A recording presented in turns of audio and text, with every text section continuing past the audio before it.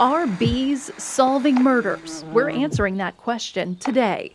Welcome to Solutionaries. We're doing a live chat with experts who run the Body Farm in Virginia.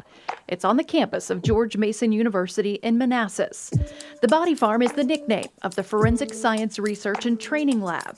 There are lots of questions from all over the country about this body farm, and we're giving you the chance to ask those questions today. So start typing them in the chat. You can choose to donate your body to science after you die, and what happens during that research could change science forever and what we know about crimes if you donate your body to a body farm. We're going to bury bodies under the ground. What we're looking for is what happened, when did it happen, what kind of evidence. It's something that the research community will certainly benefit from, forensic scientists will benefit from. I think the research is very groundbreaking. Given my life to science, I plan on giving my body to science. And it was always my dream to create this facility and we could help more people and the families of our victims. We're the 8th body farm in the United States. We're very proud of that. We're gonna take a look inside the crime scene house. Let's meet our experts who are here to answer your questions today. Bring in a location that's much smaller. Mary Ellen O'Toole has talked to serial killers all over the country as part of her job with the FBI, where she spent about 2 decades. Now she's the George Mason University Forensic Science Program Director. Closed up everything, turned over my search warrant. Emily Rancourt worked for a police department as a crime scene investigator. She used to investigate homicides, suicides, suspicious deaths, Get their photographs, get their measurements. any crime scene with a life-threatening injury where they didn't know if the victims were going to live or die. So when we come up here, Now she's the Associate Director of the Forensic Science Program. So what we've got here is a room already kind of set up, already been. Chris Durack went to GMU as a student and now works for the Forensic Science Program.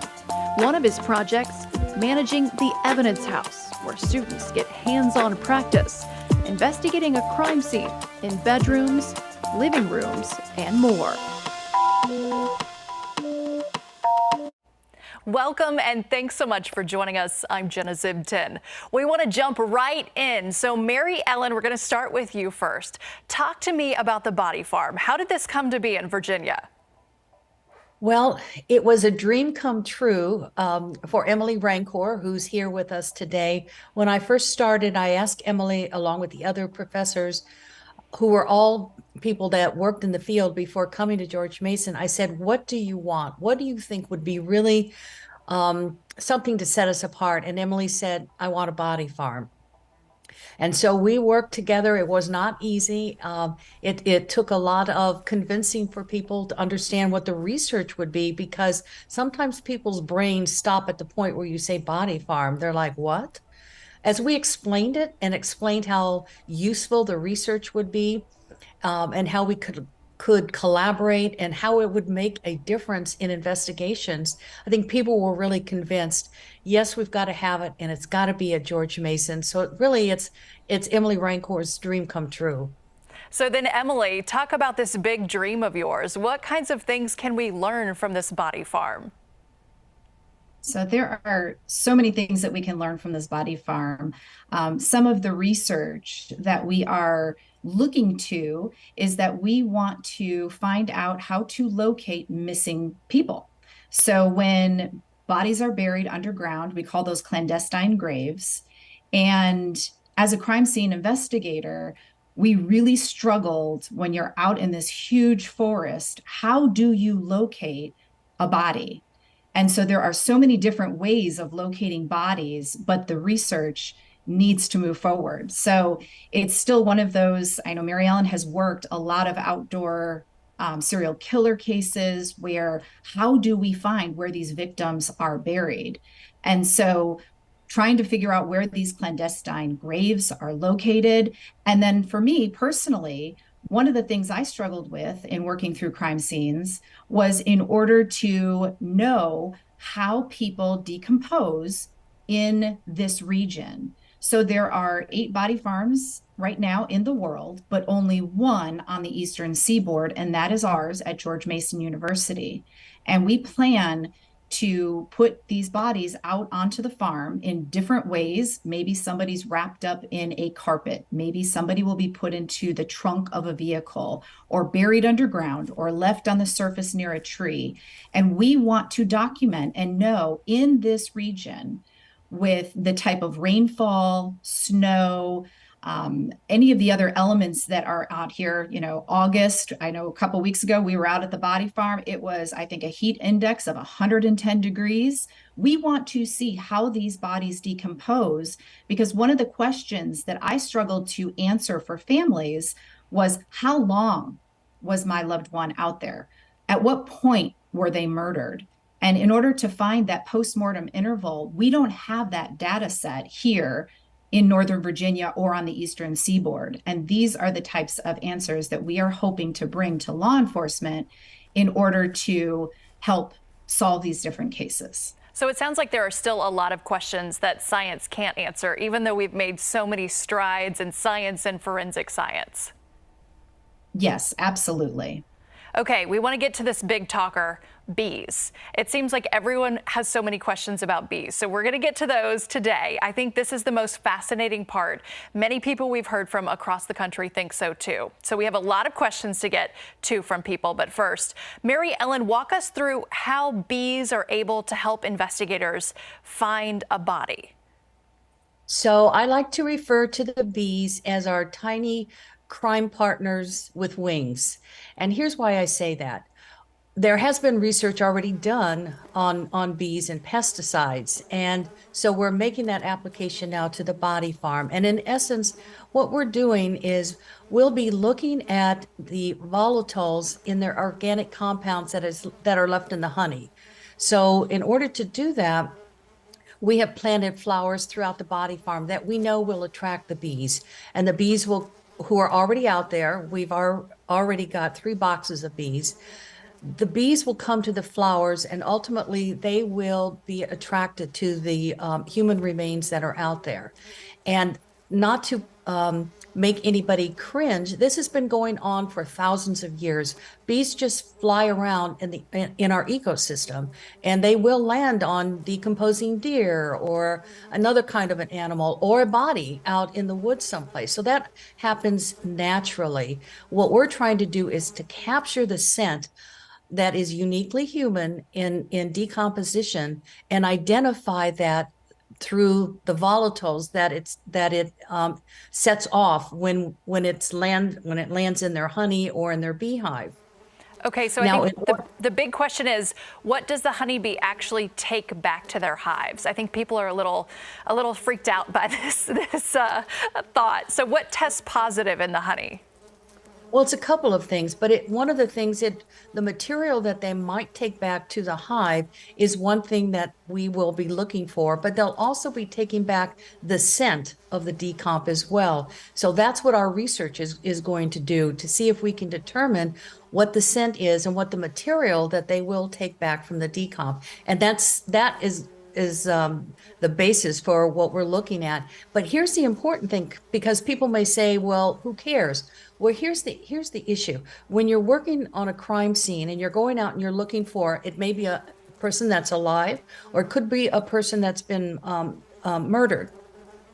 If you have a big area to search, even the use of cadaver dogs is not helpful because it's just too big. So if we're able to isolate the area where we think somebody has been buried or left on the surface, we're able to conduct a much more effective search of the area and find those remains.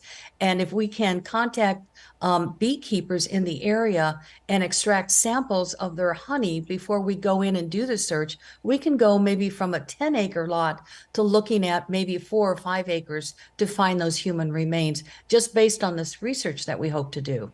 And that's a huge advantage to investigators, definitely. So if the hive or the honey, is it destroyed if it would be tested positive for human decomposition? I would imagine animals probably are. I eat honey, so like the thought now, I'm like, oh, what am I actually eating? So would it be destroyed, or would that be a beekeeper decision? Well, it would ultimately be a beekeeper decision, but again, it's the kind of process that happens over and over again all over the world, where the bees will fly around and they will ultimately come in contact with an animal or a human that has died out in the field or been murdered and left there. So this decomposition is already there. It's already taken place. And so what we're trying to do is to maximize our ability to test for what is uniquely human in the smell or in some other element that's left behind from the decomposition. And Emily, you were telling us that you've planted flowers around the area where the bodies will be so that maybe the flowers even take up some of that human decomposition? Yes, exactly. So everything that Mary Ellen had just discussed about what we're trying to hopefully discover through our research, this is all a hypothesis. So none of this has actually been conducted yet. So this all comes from the belief or the premise that flowering plants near the dead bodies will uptake these volatile organic compounds before being fed upon by the bees. And ultimately, the honeybees will take those and deposit them back in their hive and within their honey. And that is what we are going to be looking for. And I think that, as Mary Ellen had pointed out originally, this is all based upon previous research that was done. And the previous research, and why we think our research will be successful, is because they tried to isolate this for pesticides. And so obviously pesticides in honey is a lot more dangerous than organic decomposition in honey. So what we need to be thinking about and probably more worried about than having decomp in our honey, because I'm with you, Jenna, I eat honey. I love it on a waffle or in my tea. I think what we need to be more concerned about, and why this research has already been established, is that there are pesticides that can appear in honey. And those beekeepers would want to get that off the shelves. They don't want to sell honey that has pesticides within it. So all of our research is just a hypothesis. But moving forward, we believe that it is going to be successful based upon the research that has been done with the pesticides in honey. Oh, so fascinating. Science is incredible. Okay, so another question. Can you taste it? Does human decomposition change the taste of honey? Well, I'll jump in on that one. And I've spoken to our analytic forensic chemists about that, and we've discussed that. We don't know, but if there is a taste, we don't know how it's distinguishable. So again, as Emily just said, hopefully this research may help us to establish that. So we're not sure, but again, depending on what we find in these volatiles or in the residue that's left behind, we may be able to establish that. But I think what's really important when we talk about these volatile compounds and what comes off of them and what we can discern is really going to be pretty groundbreaking. And I'll give you an example. If you pick up a flower, a rose, for example, and you smell the rose, and then you pick up a lily and you smell the lily, they both have different scents to them. They both smell different, but what's the difference? Do you know? Well, we don't know. And so for us, being able to determine what the scents are, the volatiles that are coming off the decomp, is not only going to allow us to print and publish an excellent research paper, we're going to turn that into training for cadaver dogs, because we know these dogs are excellent when it comes to locating human remains. The question is, we don't know what they're smelling. And if we can isolate those uniquely human volatiles, we can provide much better training for these marvelous animals. And then number two, dog handlers who have to go to court and testify as expert witness, say in a serial murder case, they're going to be able to demonstrate to the court that there is science behind dogs who are used as cadaver dogs, or even human scent dogs if we hope that the individual is still alive, and be able to establish their bona fides in court. And for a forensic scientist, being able to testify as an expert witness with science behind you is absolutely critical. Definitely. Okay, last question about the bees. What kind of honeybees are being used? We had that question.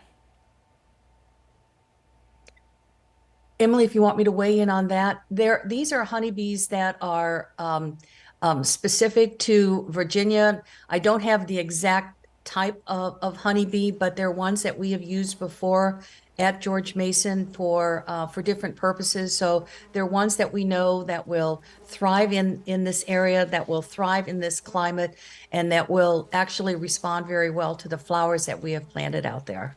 Okay, so we've answered questions now about how the newest body farm in the country started and talked about bees and their role. If you have questions about that, drop them in the chat because we'll get to viewer questions again towards the end. Now we want to go to how do you donate your body to a body farm or science? That's a question that has come up a lot. So can you donate your body if you've had health issues? So we're talking about, stuff that is pretty common, diabetic, high blood pressure. What are the requirements? So our program is much less restrictive than the other programs that are out there where you would be donating your body for, to a medical school, for example. So yes, the answer to that question is pretty much we will accept all body donations as long as they do not have contagious diseases.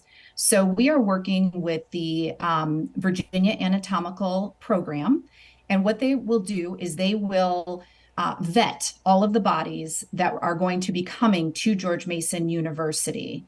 And so when they get a donor, they will be doing blood work and looking for contagious diseases. But the nice thing about George Mason University is that we are able to accept a lot of the different types of donors that these medical programs could not accept. So if somebody was in a very traumatic car accident, if somebody had committed suicide, if there are it opens the door to us to be able to accept individuals who have high blood pressure or who might have some type of a cardiac defect.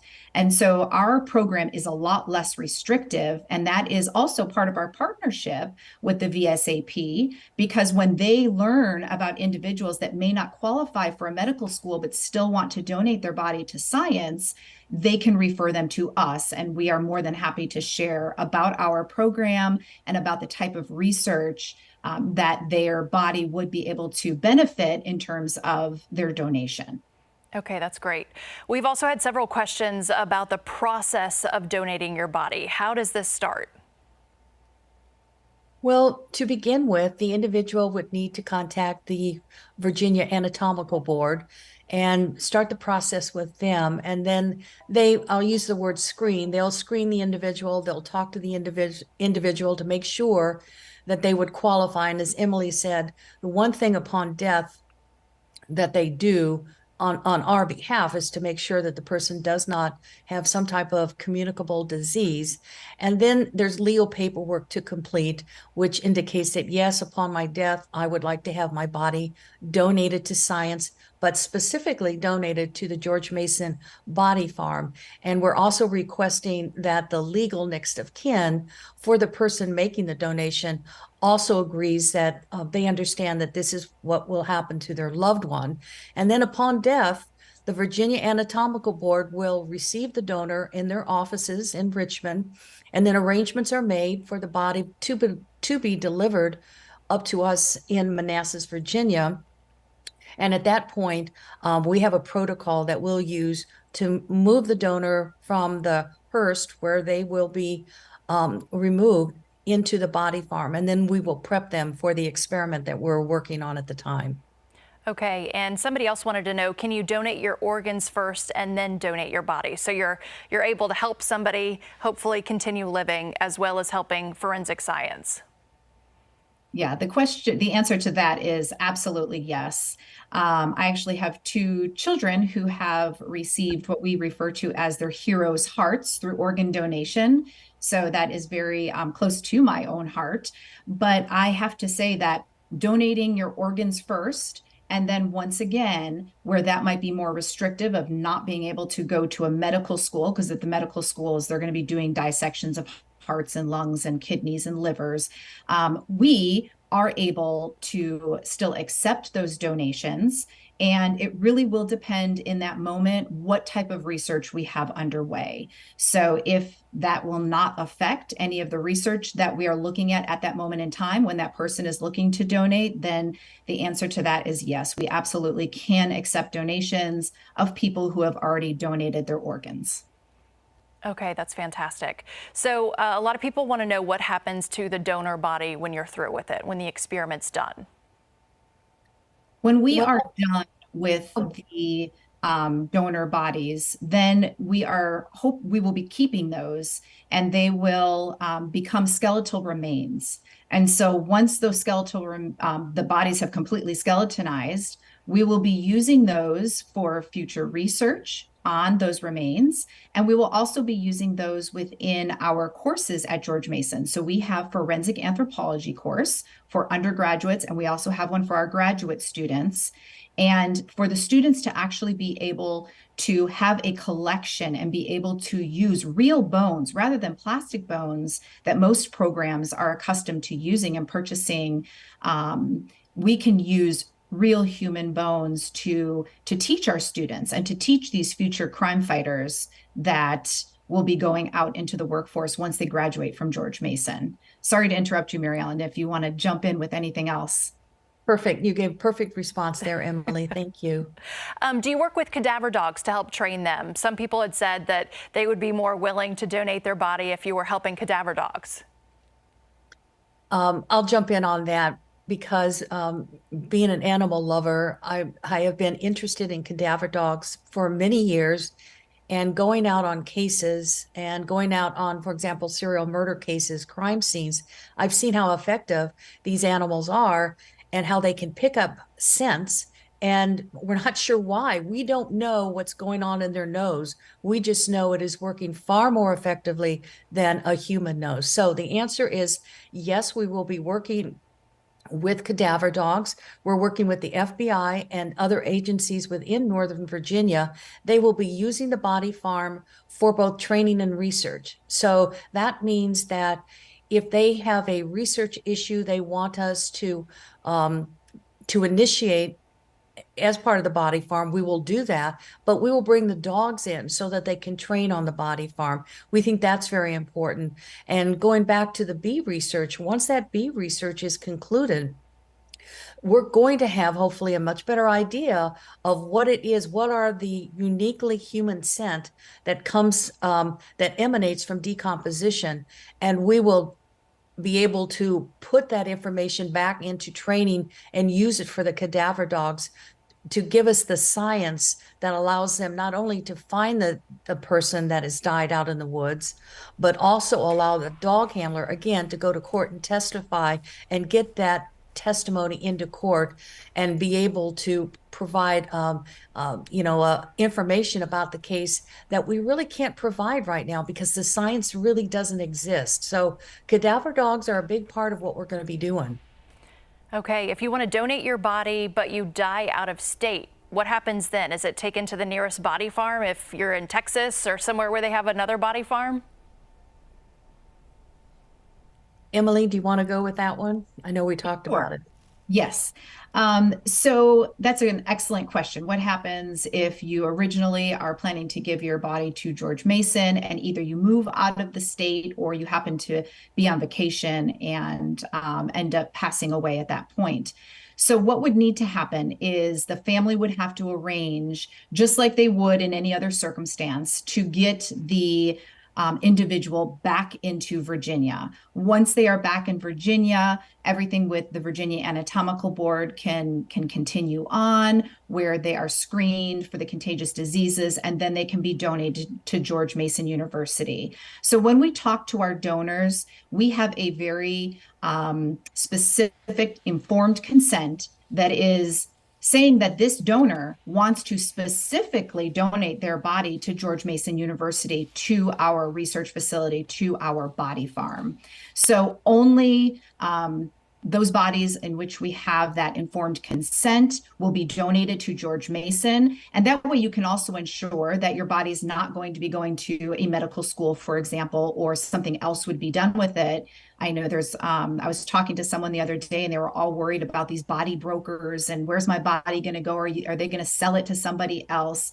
And once the informed consent is signed for George Mason University, which we've created all this paperwork with our legal counsel at George Mason, once the person has committed to George Mason, their body will come to us. They will be placed out at the body farm, and there will be no other, body farms that these bodies will be going to. So the family will be responsible for getting the body back to Virginia, and then from there, everything will continue in the way that Mary Ellen had described it earlier. Okay, that's great. Now, GMU is still waiting on a body. You've been open now for a couple years doing research. So why are we still waiting on a body, and what testing is going on while you wait? So at this point, what we're doing is we are testing the body farm itself. So we're testing, for example, we're testing the soil. We want to know what the soil is like pre-placement of a body.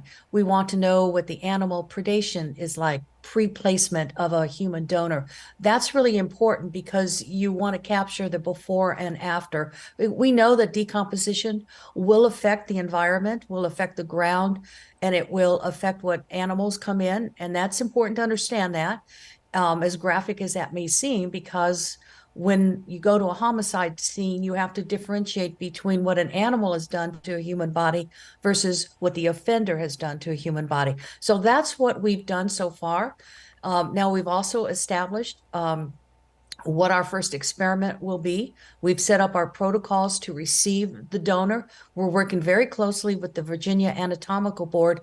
And at this point, and in fact, this week, we will be fine-tuning the agreements with the Virginia Anatomical Board and our legal office to make sure all of our forms are in place and ready to go. And we're very optimistic that hopefully within the next maybe couple of weeks to a month, we'll be receiving our first donor. So really it's a matter of making sure everything is in place to make sure things go smoothly, and we're ready to go. We are ready to receive our first donor. Okay. Well, don't go anywhere. I know lots of you still have questions. Keep putting them in the chat and we'll answer as many as we can. There's also a crime scene house where there are bodies, evidence, things that students can get hands-on experience with. This is what that looks like. Next, we talk about that. We'll be back in 2 minutes. Every story begins as an idea. That's just the start. Bringing that idea to life takes someone special, someone digging deeper, seeing what's behind the headline, covering the story, the whole story. With you in mind, we turn ideas into stories, impactful stories. And that's our mission every day. 10 News, working for you.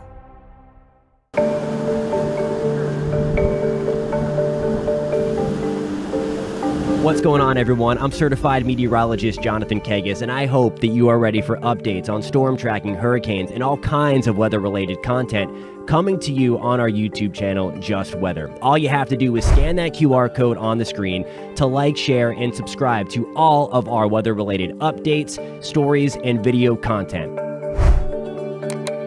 All right, now back to Solutionaries. Our lives are a combination of big and small moments. At 10 News, it's our job to capture the moment, explore it, understand it, then share it with you. We wouldn't have it any other way, because each moment has meaning. Each moment has a story, and stories matter. 10 News, working for you. It's perhaps never been more important to ask, what kind of Virginia do you believe in? This is another unprecedented time in American history. You have a choice. Choose your story. I think you should care about the community that you live in. It starts with listening, really listening, learning, amplifying voices above our own. Not just say, I want this change to happen, but to actually go out there and take the first step in making that change. That's the Virginia we believe in. Getting your hands dirty, that's what GMU wants students to do. Not just talk about concepts used in crime scenes, but actually doing the work step by step.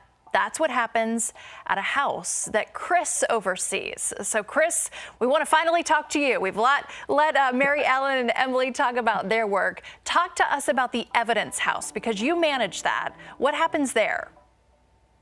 Yes, so we tried to take both our undergraduate students and our graduate students out there for some of our crime scene courses.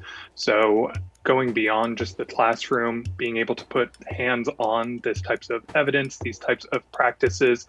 All of the faculty in the program have either worked crime scenes or worked in the lab. So they are teaching based on their expertise, having actually done this. And that's what we want to show our students as well, that it's not just a hypothetical theoretical application to forensic science. We want to really get that practical application as well. So we'll have our classroom lectures, talk about it, but then take our students out to these scenarios so they can actually work through a crime scene themselves. And Chris, you were a student at GMU before taking the job there. What was it like as a student without all of this to use versus now?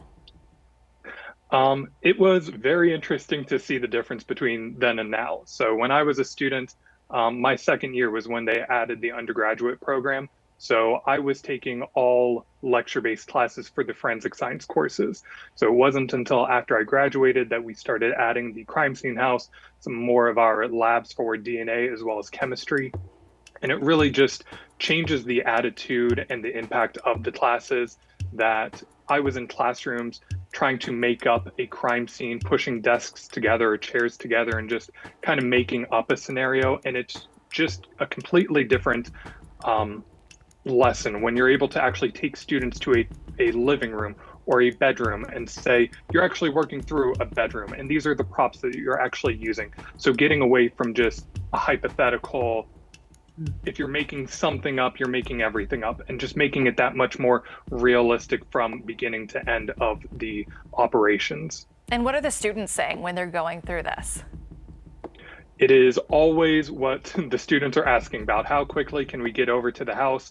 Can we do tours of the house? Can we do mock scenarios of the house? So our incoming undergraduate students are so excited to go over there to really put their hands on it. I think that's why we see a lot of students coming to our program, is that practical operational skills that we teach them. And the same for the graduate students. They hear about the house, they're excited to go over there, really test what they are learning in classes and seeing the application. Are you looking at adding on anything to the house? It looks like you have lots of scenarios there, but I'm sure there's always something that you're dreaming up, right? I think Mary Ellen is usually very good of what scenarios has she encountered in the past and how can we throw curveballs to the students. So we try to teach them a good foundation, but these unique cases, these unique scenarios, what will a student do and how will they react to that? So yes, keep the same foundation, but can we see how do they act on the fly? Okay, important as a crime scene investigator. Okay, so let's talk about the Faro scanner. It is also part of that hands-on work students learn on. So Emily, that's your expertise. I know it's used all over the GMU campus in the forensic science program. So Emily, what is a Faro scanner? Let's start with that. So the Faro company is the industry leader in 3D scanning technology. And what we were very fortunate to be able to do is we partnered with Faro Technologies, and we now have the very first certified forensic science laboratory for Faro, and that is right at George Mason University.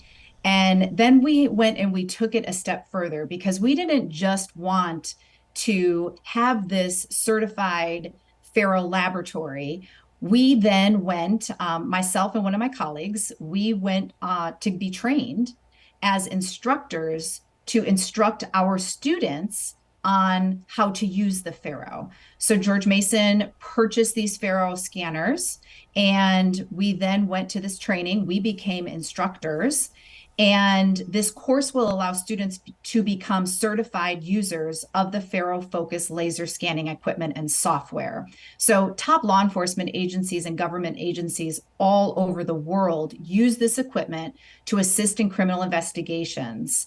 So the skills that are obtained in our course will benefit the students as they're going into the workforce.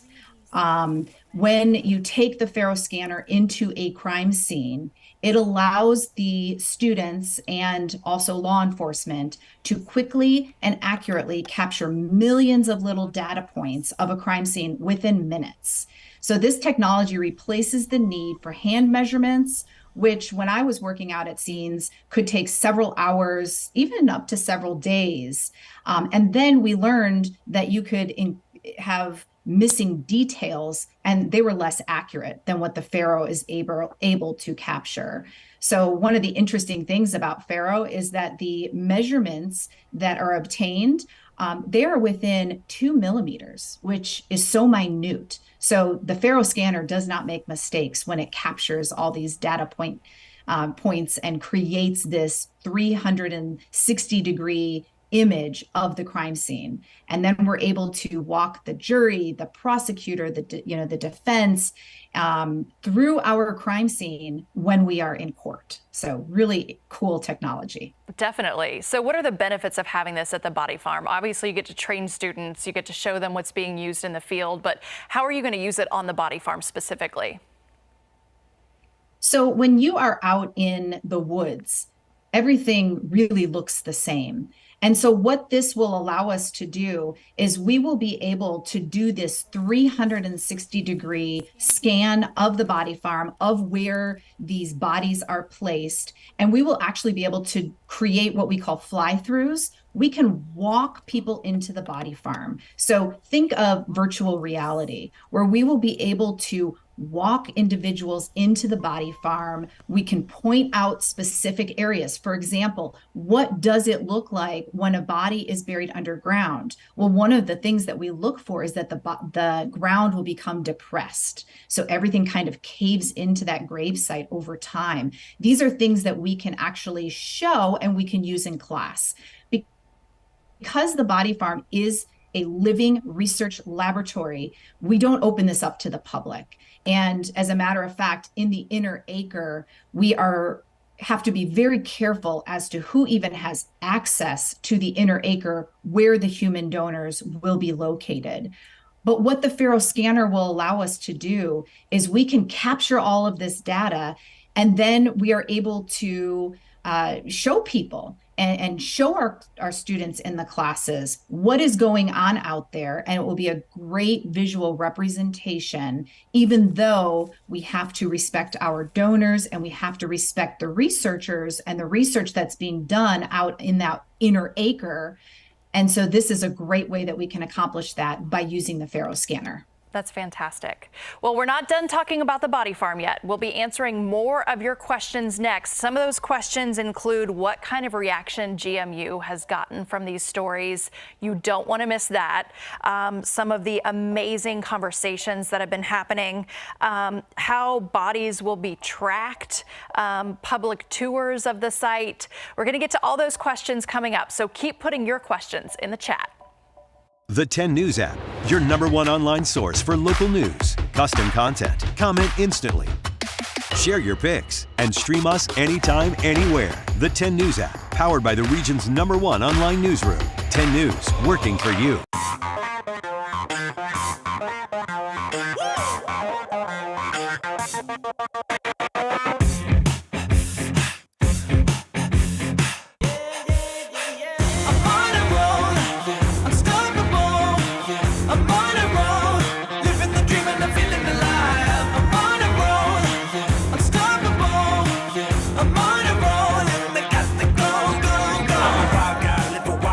I lose my mind when it don't fly. I don't miss fire. Yes, hardwired day and night. I get my way.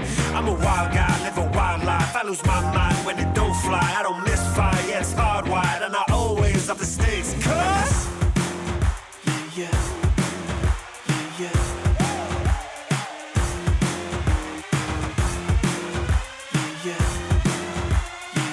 I'm on a roll. Unstoppable. I'm on a roll.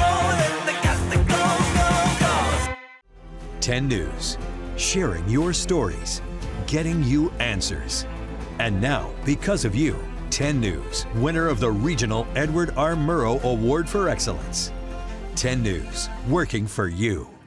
It is time for a moment that you all have worked so hard for, and that is getting the keys to your brand new home. So, on behalf of Habitat for Humanity in the Roanoke Valley, WSLS, all of the community sponsors, and the volunteers who played a part in building this home and getting to this moment, we would like to officially present you with the keys to your brand new home.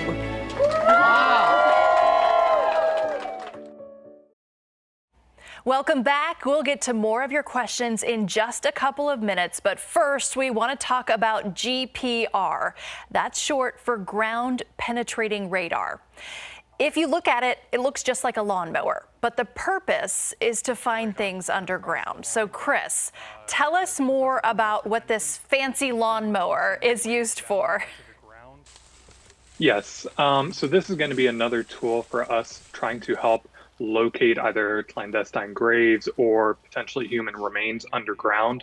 It's another searching tool. So as you mentioned, it kind of looks like a lawnmower that you're going to be wheeling across. You're going to try to be systematic, plan out a grid of an area that you're going to be searching, and it's sending down a signal down into the ground. And what happens is when something is underground, the signal is going to bounce off it and reflect back up to the unit itself. And then on the screen, you're able to see a little parabola showing that there's something underground. It tells you at what depth it is, but what it doesn't do is tell you what it is. So again, it's another tool to help locate and narrow down where you're going to be searching. In a wooded area, it could be tree roots, it could be a rock, it could be a clandestine grave. So again, we're looking to do research as to what does this look like over time as we do have a grave with a human donor in it, and over time with the decomposition, what changes? How is that going to look for the unit itself then? Okay, and I can imagine that this tool specifically has made things a lot easier for investigators over time. Exactly. So again, rather than having a full acre that you need to be searching, being able to map it out to begin with and then pinpoint areas, let's check this out. Let's see, if something is reflecting just a couple of inches below the ground, that's probably not something to investigate. But as you're able to see the depth and how large of an area that you're getting that reflection could open up the question of let's focus here rather than the entire field then. Oh, that's fantastic. Okay, we want to get back to more questions you've been asking us during this live chat.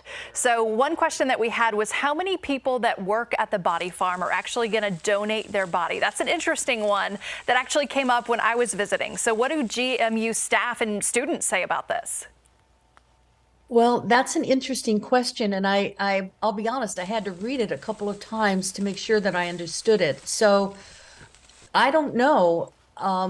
Of our students who work there, if down the road sometime they'll want to donate their body to the body farm. I don't know if there are any professors that will feel the same way at some point in time. They'll want to do that. That's certainly up to them. It's a personal choice if they decide to do that. I just don't know. But I do know this. The more our students, particularly our new incoming students, hear about the body farm, they are so excited. Their eyes light up.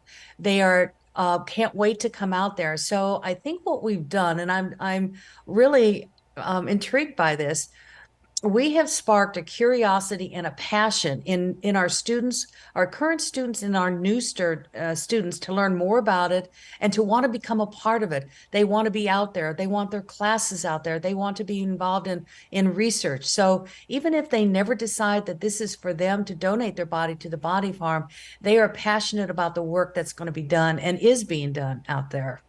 Okay, I think you touched on this early, but are there public tours of the site? And I think you said the answer is no. That's correct. We don't do public tours. Right, you got to keep it safe for the researchers and make sure all of your experiments don't get touched, right? So what does it take to become part of the team at GMU? I know people watching are like, oh, I thought about going into forensic science, or, I have a daughter that's interested. So what does it take to be part of this incredible team? Well, Emily and Chris are out front on recruitment and talking to students. So I think they're going to be able to answer that extremely well. So that question comes up all the time, especially, I'm at a daughter's volleyball game and somebody hears that I'm a forensic professor at George Mason. And really what it takes to be a part of our team is to have a passion for forensic science. And these students are so easy to spot because as soon as they are in a room with either Chris or I, or, they come with their parents to talk to us about the program, as Mary Ellen had mentioned before, their eyes light up. They cannot get enough. And I see myself in them. I will never forget how I felt as a student when I decided that I wanted to get into the field of forensic science. And I remember staying after class. I had a professor who was a defense attorney, and I would stay after class and I would pick his brain about every adjudicated case that he would share with the class. And he's actually the one that said to me, what about thinking in the realm of being a forensic scientist? Because I'd hate for you to be a crime scene investigator up on the stand working one of my cases, because you are very detail oriented and you ask these questions that nobody else in the world cares about.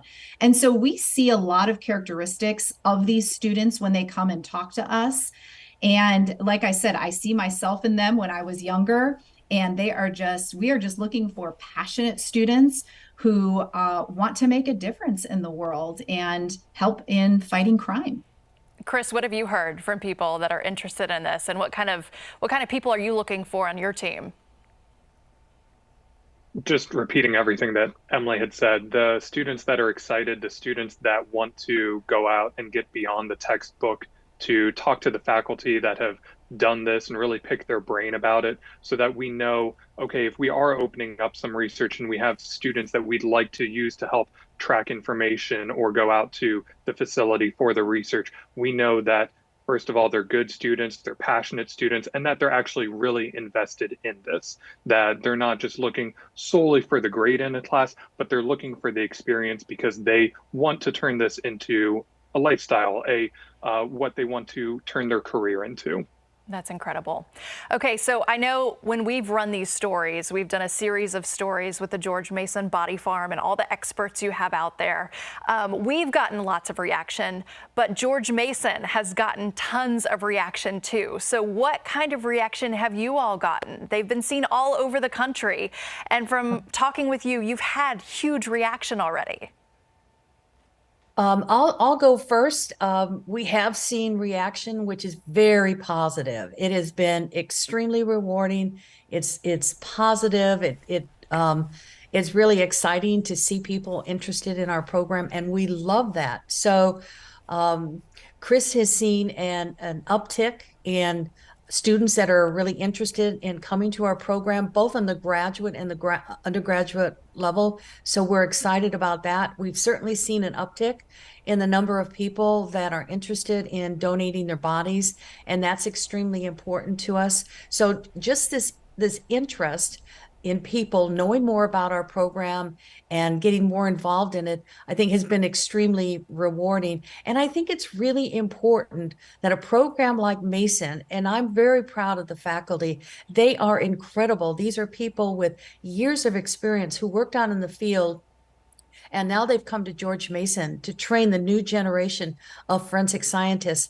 It really helps to elevate the importance of who these instructors and professors are, and to show really the country and the world what an incredible forensic science program we have right here in Virginia and what we can offer to our students. So that, to me, is all of that is thrilling, and to highlight these wonderful professors that have committed their life to investigating crime and to forensic science, it doesn't get any better than that. So for me as the director, it's just been extremely rewarding to see this happening as a result of you highlighting our program, Jenna. Well, thank you. I mean, the faculty is impressive. You have Mary Ellen, who has been part of the FBI for nearly 2 decades, talking to serial killers all over the country. Emily Rancor talked to, at crime scenes and was a crime scene investigator. You have people that work on all, if you have letters in your acronym, CIA, FBI, all of those people part of the faculty at GMU. So it is incredible that students are able to learn from you. Emily, you had an interesting conversation with a nurse that saw our stories. Yes, I did. So after you had aired the story, this hospice nurse actually reached out to our forensic science program, and I had a long conversation with her about a potential donor. And so she said that she had seen the news story on YouTube, as a matter of fact.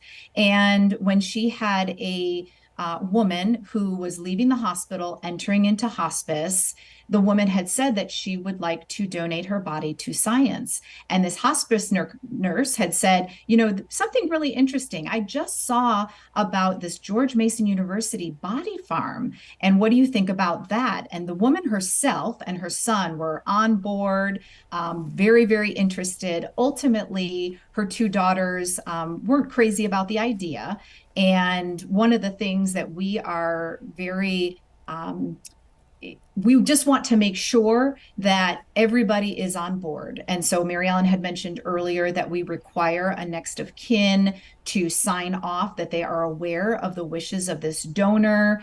And, you know, we are certainly not trying to have anybody out at our body farm where there's any level of discomfort. And so what I thought was wonderful, and also what I'd ask anybody who's watching this live conversation today, is even if you don't think that you would like to donate your body to a body farm, just word of mouth and getting the word out there to other people, because there are plenty of people out there who don't know what they actually want to do with their body upon death. And this is a great way. You know, I always have people who are watching CSI, Forensic Files, and they just love this. And it's kind of like their hobby. It's their side job that they do after they come home from wherever they work every day. And then for them to be placed out at a body farm and be a part of research that is advancing their hobby is right in line with what they want to do. And so we just encourage people to get the word out, to tell your friends, have conversations the next time you get a big group of people together, and talk about this program and what we have going on in our research at George Mason. That's great. Well, okay, so a couple more questions and then we're going to wrap things up for the day. Do you have something, or will you have something like a spreadsheet? I know this is going to take time. We've talked about this, Emily, when I was out there. You're going to have meticulous notes and research. So how do you document that very quickly? So yes, we will have to have extreme documentation on every research project that is going on out at the body farm. And so basically, one of the things that we have going on right now is we have a research grant for the ground penetrating radar.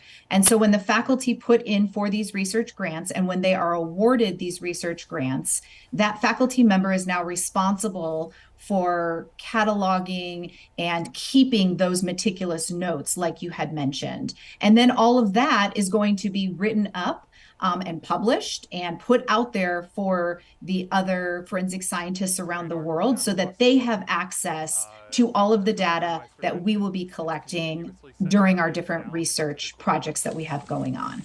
Okay. Another question coming in is, how long can incriminating DNA evidence be detected? I don't know who wants to take that one. That sounds like a Mary Ellen or an Emily question. Well, I'll tell you what, we're lucky that we just had a conversation, actually, Mary Ellen and I, with one of our professors, Kelly Knight. And she was just telling us, Mary Ellen and I were out at the body farm a couple weeks ago for a conference that was going on, and a workshop for the FBI Behavioral Analyst Unit. And Kelly had mentioned that they've been able to find incriminating DNA evidence dating back to the Civil War. So DNA sticks around for a very long time. Okay, so if you're thinking about committing a crime, don't do it. Don't do it. Okay, do you study the effects of scavenging animals by larger animals that can have on a corpse? If so, have you learned anything? That is one of the areas we're definitely going to be looking at. Our body farm is surrounded by, Chris, what is it, a 5 or 6 foot fence?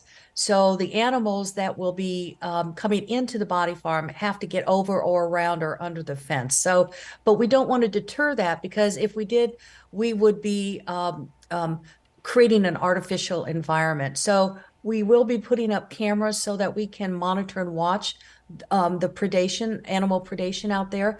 And again, the purpose of doing that is to see what the impact, what the damage is to the human donor. As a profiler, we used to sit around and discuss cases.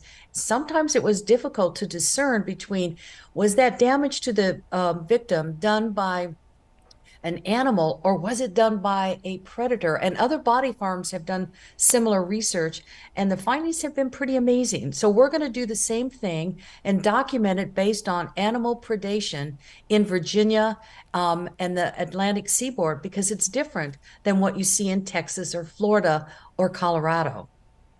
Okay.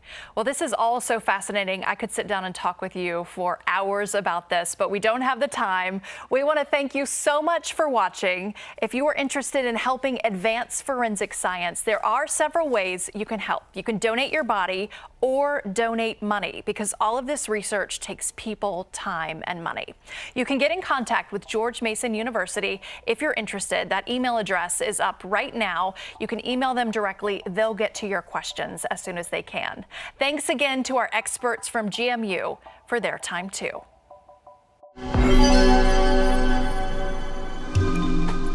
Thanks so much for watching this special live chat for Solutionaries.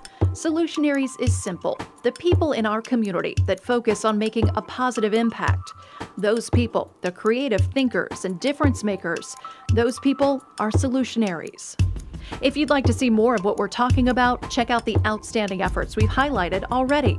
So many extraordinary stories are available on our YouTube page, youtube.com/Solutionaries. We found solutions to massive issues like making streets safer. When great value is out, it's a problem. Answers for inflation. If I see something good around the country, we're adopting. Policing in America, and so much more. It's all right, man. Now it's your turn to tell us about Solutionaries in your area. You know, the people fixing issues in your community with creative ideas. Scan the QR code and help us celebrate those problem solvers. If you know of an issue and are looking for help, we want you to let us know. You have a responsibility to help your community. We'd love to connect you to people who make things better. And we help a lot of people. Remember, you can see all the solutions we've uncovered at youtube.com/Solutionaries. And you can sign up for our newsletter. Go to solutionariesnetwork.com and click the sign up button. That's all for now. Thanks so much for watching.